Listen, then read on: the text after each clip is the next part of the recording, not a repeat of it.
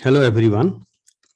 As we know that we have been studying about the chapter Earth Pressure, and in this chapter we have already discussed what is Earth pressures, what do you mean by retaining structures, what is active Earth pressures, passive Earth pressures, pressure at rest. We have also talked about Rankin's theory and his assumptions. What are the various assumptions for the cohesionless backfill? And we have also started his various cases. Actually, he has discussed about the 5 cases of the cohesionless backfill. The first case is dry or moist backfill with no surcharge. Second is the submerged backfill. Third is the backfill with informed surcharge. So these 3 cases we have already studied in the last lectures. So today we shall begin the next topic, that is the backfill with sloping surface. So let us see the next topic, backfill sloping surface. Let us take let us see this figure. This is the retaining wall and the surcharge is inclined at angle beta, right? So what is written here? Let the sloping surface behind the wall will be inclined at angle beta with the horizontal, right? And beta is called as the surcharge angle. So what we are going to do here, we are going to consider a soil element A at depth Z within a backfill with a sloping surface. The top plane of the element, you can see the top plane of the element is parallel to the ground plane, right? And other plane is conjugate to this vertical, right? So other plane, this is the other plane. So this is the plane which is inclined with the surcharge, right? So what it says that the top plane of the element, right, is parallel to the ground surface. This is the top plane parallel to the ground surface or ground plane, and other plane, this is the other plane which is conjugate to this vertical. So what do you mean by the conjugate stresses? Let us see.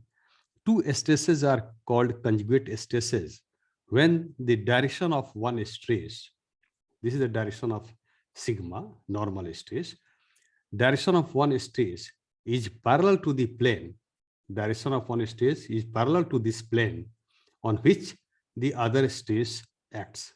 What is the other stress? P is the other stress, right?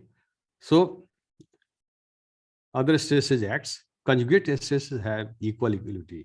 So this sigma and P are called as the conjugate stresses, right?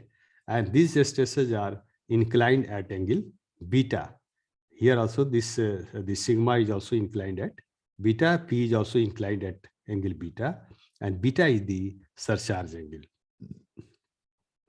Rankine assumed that the vertical stress on an element, sigma, of the soil within the inclined backfill and the lateral stress P on the vertical plane. This is the vertical plane on which P is perpendicular, right? Lateral stress on the vertical plane of the elements are conjugate stresses. That means the sigma and P are the conjugate stresses. And what do you mean by conjugate stresses?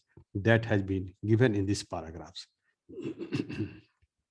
Now we can see, let sigma and P be the conjugate stresses, sigma being the vertical and P being the parallel, right, to the sloping backfill. Sigma is the vertical, P is the parallel.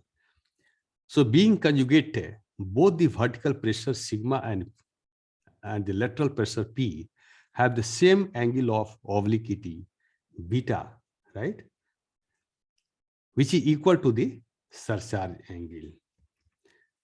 Note that sigma and P are the resultant stresses. Sigma are the resultant stresses, all the resultant of all the vertical stresses, and P is the resultant of all the horizontal stresses, right? on the two conjugate planes, and they are not the principal stresses. Sigma and P are not the principal stresses. So now we can see here, let sigma 1 and sigma 3 be the major and minor principal stress on the soil element A. So Mohr Coulomb equation, as we know, sigma 1 is equal to sigma 3 tan square 45 plus 5 by 2 plus 2c tan 45 plus 5 by 2.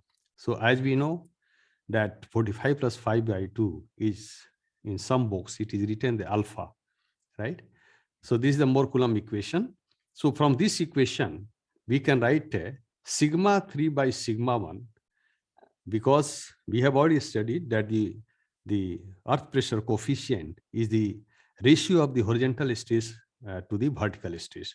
So sigma 3 is the horizontal stress, and that means sigma h, and sigma 1 is the sigma v in case of active state or active earth pressure. So we can write here, this will be K, active earth pressure coefficient, is equal to 1 by tan square 45 plus 5 by 2. So we can write cot square 45 plus 5 by 2 is nothing but 1 minus sin phi by 1 plus sin phi. So if we are going to solve sigma 3 by sigma 1 is equal to 1 minus sin phi by 1 plus sin phi, we shall get this equation. That means sin phi is equal to sigma 1 minus sigma 3 plus divided by sigma 1 plus sigma 3. So now let us draw the Mohr circle using the stresses, principal stresses sigma 1 and sigma 3. So we can see the Mohr circle has been drawn, sigma 3, this is the sigma 3, this sigma 1, right?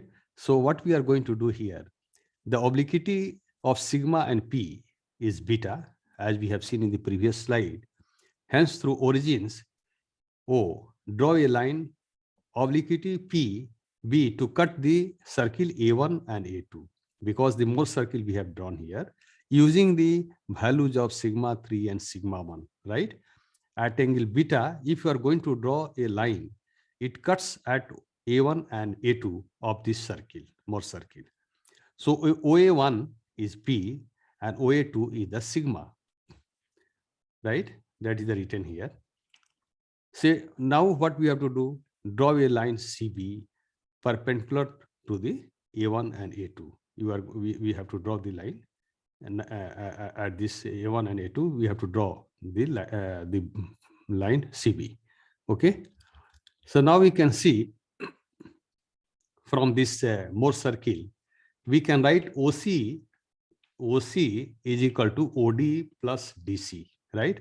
So OD is already sigma 3 and DC is nothing but is the radius of the Mohr circle. So DC, CA1, CA2, CE, all will be equal because these are the radius. So CA2 DC, in place of DC, we can write sigma 1 minus sigma 3 divided by 2. So which will be equal to sigma 1 plus sigma 3 by 2. So what we can write, cos beta, we can see OB is equal to OC cos beta. OB, this is the OB, and this is the OC. So this is the angle is 90 degree, right? You can see right angle triangle. So this OB will be the base and OC will be hypotenuse. So what we can write, cos beta, we can write OB by OC, or OB is equal to OC cos beta. But OC is given here, sigma 1 plus sigma 3 by 2. So this will be, OB will be like this way. Similarly, BC we can also write. We can see BC. We can write, this is the perpendicular, and this is base, and OC is the hypotenuse. So sin beta we can write BC by OC, BC by OC. OC is the hypotenuse, BC is the perpendicular. Or we can write BC is equal to OC sin beta, and OC is, you can see the OC is equal to sigma 1 plus sigma 3 by 2. Here it is written here. So this equation first and this equation second. And here also we can see A1 C square is equal to A1B square plus BC square. It is a right angle triangle. So further, A1B square or A1B, we can write A1C square minus BC square. So right, so square root of this we can write A1C square is equal to what? As I told you in the beginning, the CD, CE, A1C, CA2, these are the radius, right? More circular radius. So we can write A1B is equal to A2B, a square root of A1C square minus BC square. So A1C square, that means sigma 1 minus sigma 3 by 2 whole square, and minus BC square. BC already we have given in the equation 2. So we can substitute these values here. And as we know, already we have seen in the previous slide, sine phi is equal to sigma 1 minus sigma 3 by sigma 1 plus sigma 3. So from this, we can write sigma 1 minus 3 is equal to sigma 1 plus sigma 3 into sine phi. Now, if you are going to substitute the value phi, the equation 5 in 3, what we shall get? Let us see. A1B is equal to A2B. So what we can write, if you are going to substitute in place for sigma 1 minus sigma 3, right? In place for sigma 1 minus sigma 3, this value you are going to substitute, we shall get this equation, right? And after solving, finally, we shall find out these values. So now, P is nothing but it is the horizontal stress. P is, you can see, OA1. OA1 is the P. So OA1, how much we can write OA1? OA1 is equal to OB minus A1B, right? OB minus A1B. So OB, we can see OB is already, we have written here in the equation 1. So in place of OB, we can write sigma 1 plus sigma 3 by 2 into cos beta minus A1B. So A1B is already given here. So this also we shall substitute here. So sigma P we can find out, right? So P will be this equation 6. Similarly, sigma is nothing but O2, OA2. So OA2 also we can write OB plus BA2. So OB is again, we can see here OB is given there in equation 1. We can write here, we can put the values of OB plus BA2 will be these values. So what we are going to get here, equation 6 and equation 7. So P and sigma. So let us say divide the equation 6 by 7. So what we shall get, P by sigma by it will be this values will be divided by this value. Let us see in the next slides. So if you are going to divide P by sigma, as we know, horizontal stress by vertical stress is the earth pressure coefficient. So if you are going to divide, we shall get this value. Further, we can simplify, we shall get these values, right? The ratio K is called the conjugate ratio or Rankine lateral earth pressure ratio. See, the sigma also we can write here. You can see this sigma, we can, as you know, it is the stress. Stress is nothing but load force by area. So how much load is there on this the plane? You can see this is B cos beta. This horizontal distance of this rectangle will be cos beta. The height is Z. So B cos beta into Z is the area, right? Multiply per unit length will be the volume. So volume into density will be the force. So force by area. Area is the B into per unit length. So force by area will be the stress. Sigma we can also write gamma Z cos beta. So from this equation, P is nothing but lateral earth pressure, which we can also write PA. So PA is equal to PA is equal to sigma into these values we can write. So in place of sigma, we can also substitute gamma Z cos beta. So as we know, this is a soil element, and in different situations earlier we have seen that at a depth Z, the pressure due to the backfill will be PA is equal to Ka gamma Z at a depth Z.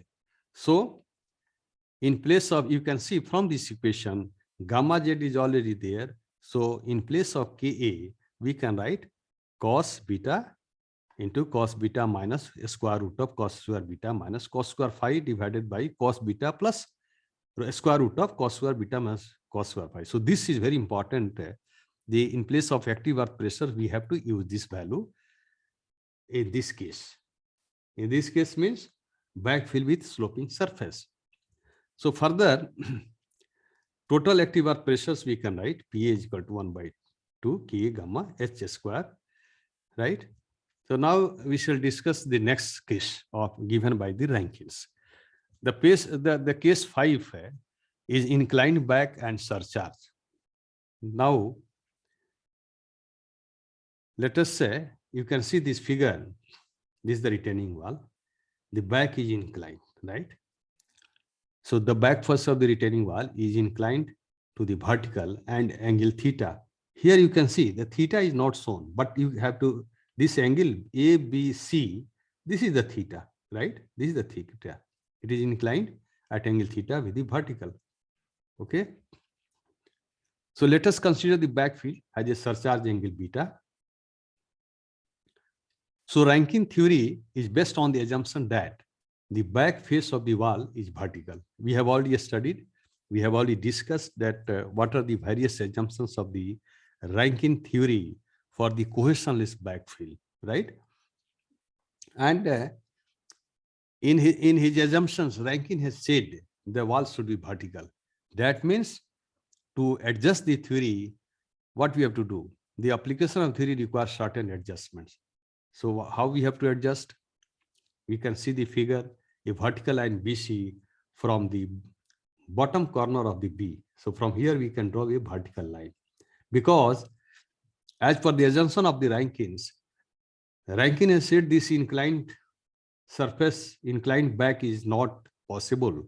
Inclined back should not be there as per his theory. That's why we have drawn on a vertical line, dotted line at angle theta.